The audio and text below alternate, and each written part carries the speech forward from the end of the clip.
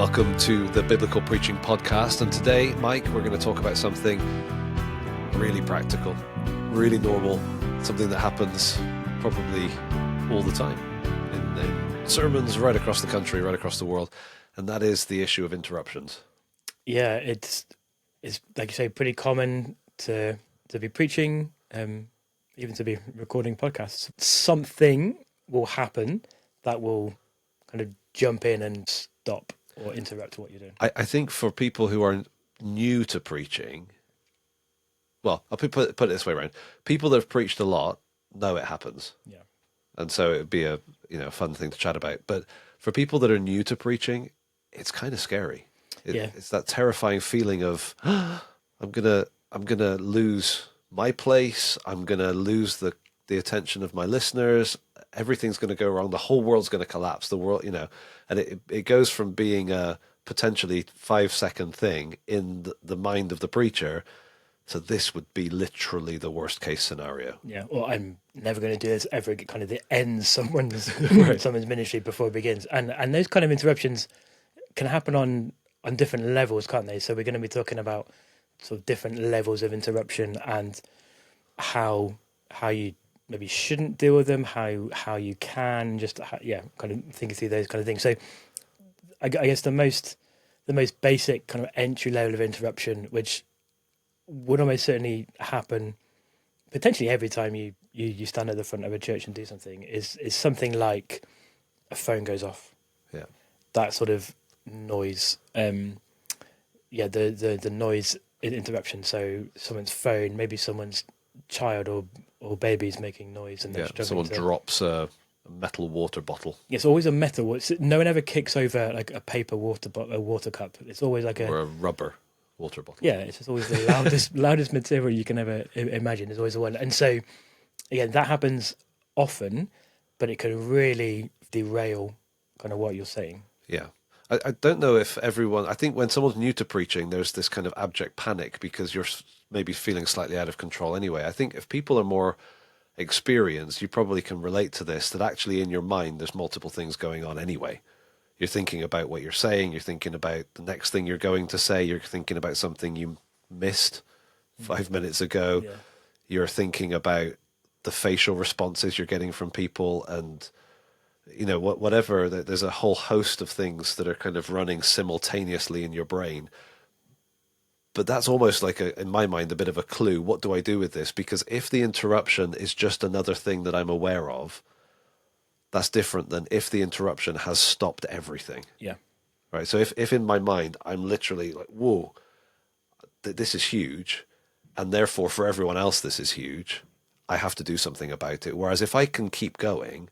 sometimes that's just the kindest thing to do. If a parent's got a child and the child's crying and the parent is making moves to leave, drawing attention to it doesn't help. It feels unkind. And Definitely. So best thing to do is just speak clearly. I've certainly at times changed my position slightly. Something's happening over here, so I'll move over this side and sort of try to keep going. And I think, if that's kind, then it's the kind thing to do. Yeah. And that can be true even...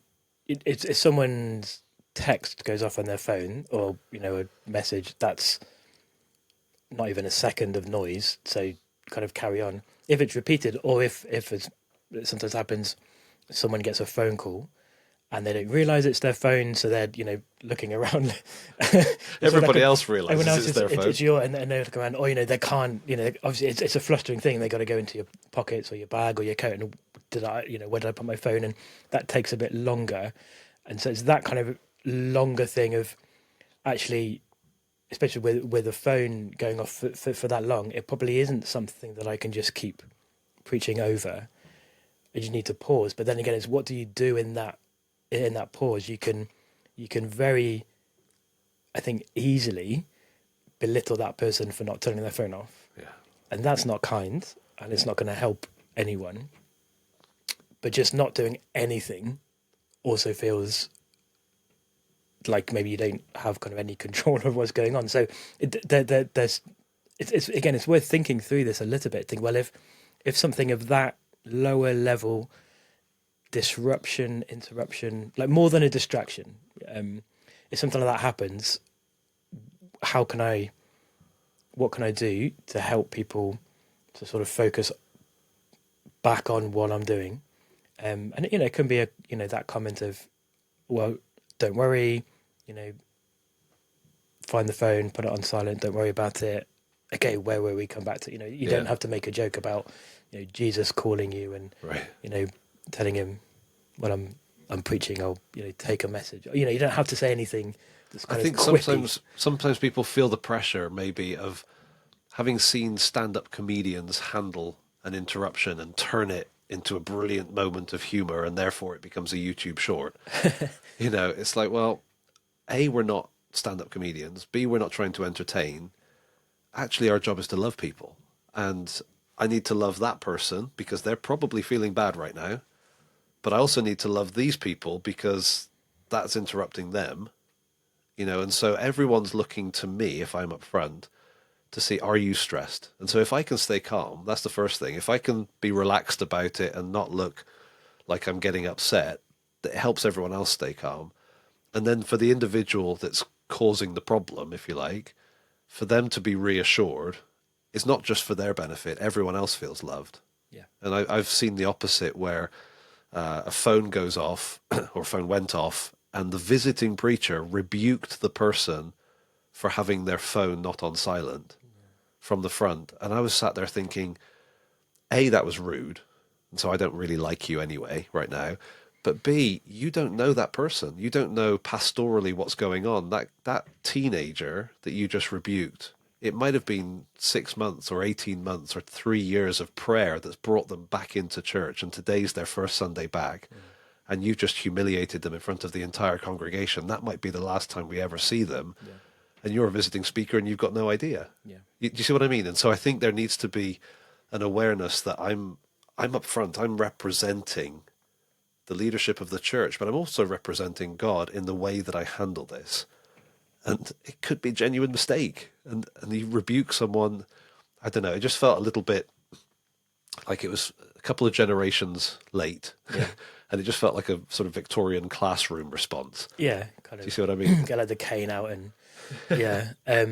So like you want to be thinking about diffusing those kind of interruptions. How can I diffuse and take attention away from the individual, away from the issue? And a lot of the time, it's going to be by not mentioning it. You don't have to. Right. Every time someone drops a Bible or sneezes, you don't have to reference it. But where it's sort of a slightly longer one, some element of diffusion is going to help you, but like you say, help the listeners, the congregation. I was going to say, I think that the fear that sometimes people have as preachers is, what if this throws me off? Yeah. What if I lose my spot? Yeah. And I think that's maybe a good place to say, it's okay.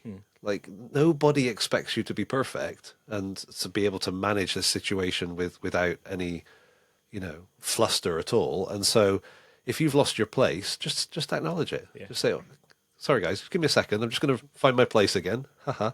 Yeah. And everyone's relaxed. Yeah. Everyone's fine with that. But inside you're dying. You're thinking, oh, no, I've lost my place.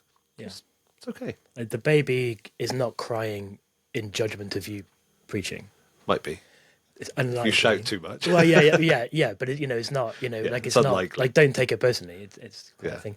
But there's a level of interruption that is above that type. Right.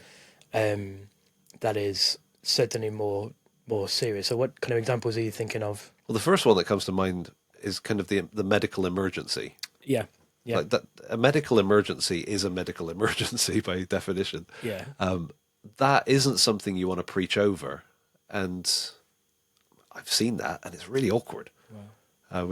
My wife and I were in a church in years ago, and it wasn't a big congregation. I should just mention in passing, this is a scattered thought, but actually the size of the congregation affects how you handle it as well.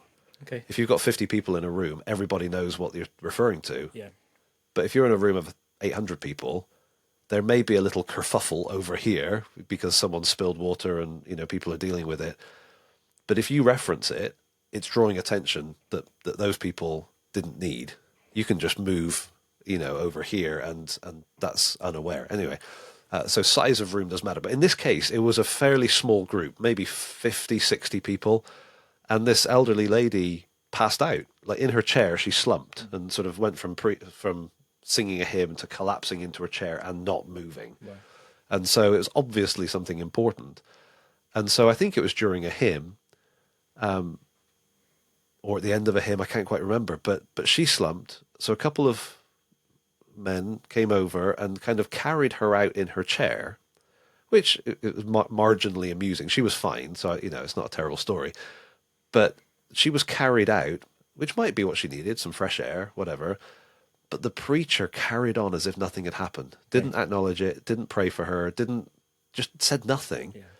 And just, it was like he had his sermon and he was going to preach his sermon. And I just remember sitting there just aghast. Like, how can you think that it's okay to not reference the fact that this dear lady has just collapsed?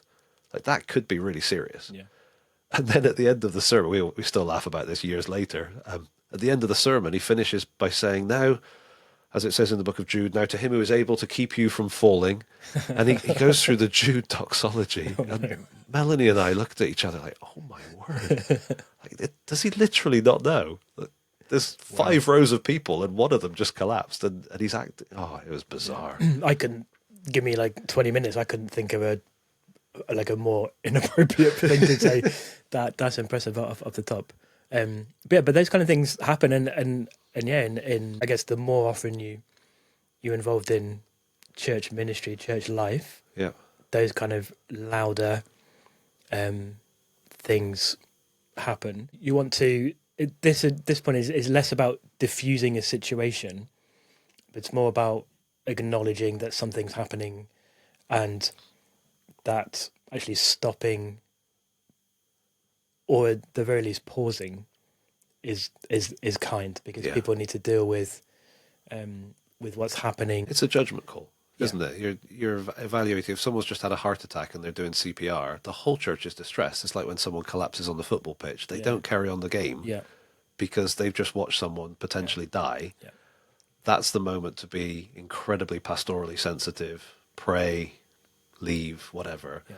If someone's got a nosebleed and it's caused a bit of a ruckus, they're not going to die. Nobody's too distressed. You can carry on, but you need to acknowledge it because it's happened and it's interrupted. Yeah. I suppose there's kind of the third level. We're making up these levels. This is hardly like, you're not going to find this in the textbook. So, but you get the sort of basic run-of-the-mill distraction noise type thing. You get the more significant that has to be acknowledged and addressed in some way. It doesn't mean you stop, but you may continue on, but you have to at least pause.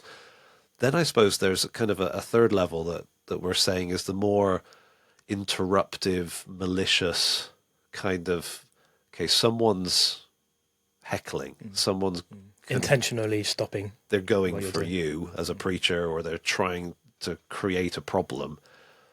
That is more the thing that I would be really concerned about. Yeah. Someone's phone going off, as long as I don't say something rude, it's going to be okay. Yeah, no one will remember. Yeah, but if I've got someone that's actually taking exception to the fact that I'm preaching from the Bible or something I've said or whatever, that needs thinking through. And I think that's probably where a lot of us haven't thought it through enough. Yeah. And I kind of say it personally. If somebody wants to have a fight with me, I'm not too concerned about that. Right? I don't want it, but if somebody wants to punch me, that's fine. We'll address that. We'll deal with that. But what I don't want to do is be the person having to deal with that while I'm preaching. Yeah.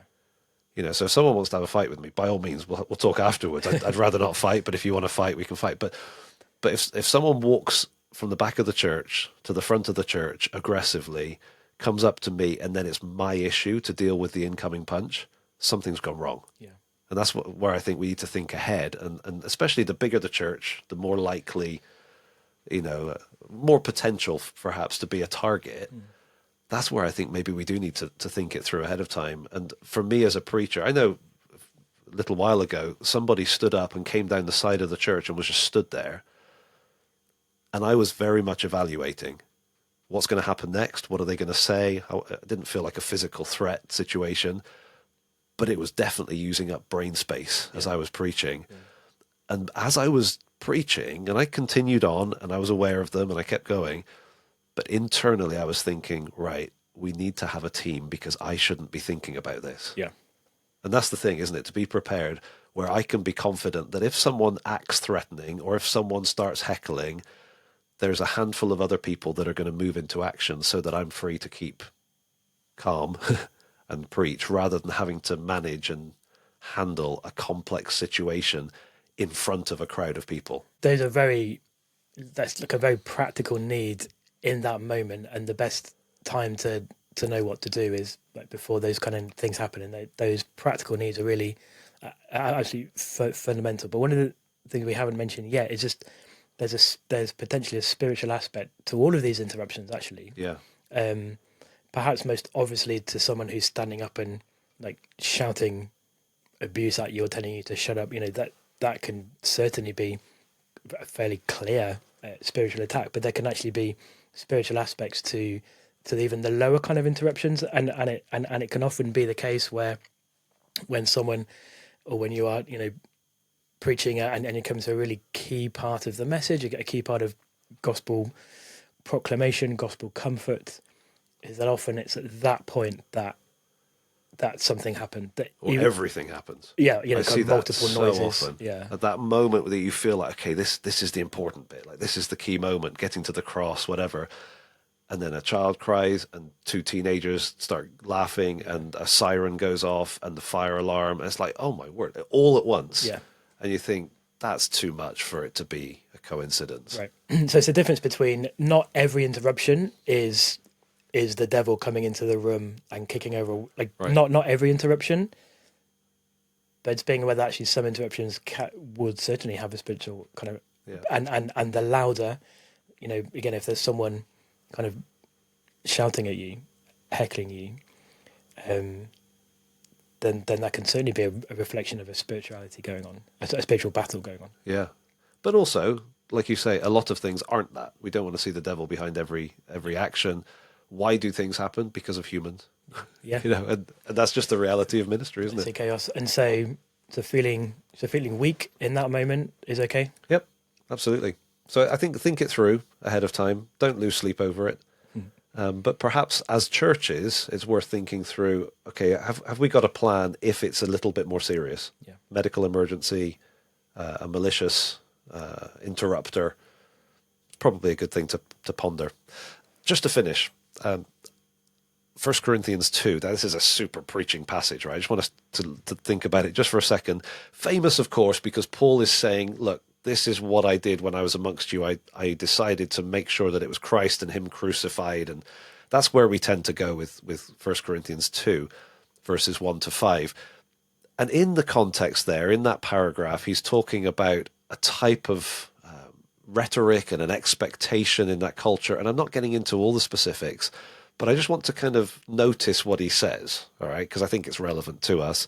There was an expectation then of smooth, effective, controlled kind of, it was a bit of an experience to listen to a public speaker. And it was, I think the closest equivalent is sort of a cross between a stand-up comedian and a salesperson today. Like that's what they experienced. It was a public entertainment form. And Paul was distancing himself from that and saying, no, I just preached Christ and him crucified. I didn't take the responsibility for your response. It was a God thing, right? But in the process of describing that, he says, verse 3, I was with you in weakness and in fear and in much trembling. My speech and my message were not implausible words of wisdom. And so all these kind of human references, I think, are a healthy reminder for us because we may not be caught up in Greco-Roman rhetoric, I suspect not, in the same way, but we can get caught up in the idea that, especially as the crowd gets bigger, I feel relaxed when it's 10, but when it's 20 or when it's 100 or when it's 300, at a certain point, you start to feel this pressure to perform and to be smooth and to get it right and to handle it perfectly. And what if you don't? It's not about you anyway, right? It's not about how effectively I can handle an interruption. That's not going to win people to Jesus. It's only God that can do that. And so if I get distracted, I lose my place, I have to take a moment to compose myself, that's okay. That's not going to be the thing that goes down in eternity as the reason why someone did or someone didn't. It's going to be God that changes lives. And I think that's probably a healthy reminder for us. We can come in weakness and in fear and in trembling, and God still works. Yeah. What a blessing. Absolutely. What a relief. Amen. Yes, that's amen to that. If ever there was an opportunity to share stories, to share your favorite interruptions, then this is the time. So comment anywhere you can find a place to comment or get in touch with your favorite interruptions. Don't name names or locations, maybe keep those secret. But what are your sort of favorite crazy interruptions? All right, let's wrap it up there. Thanks for watching or listening, and we will be with you again soon. Thanks for joining us today. We really appreciate every positive review, like, share, and comment. And thank you for praying for us. We hope you will join us again next time on the Biblical Preaching Podcast.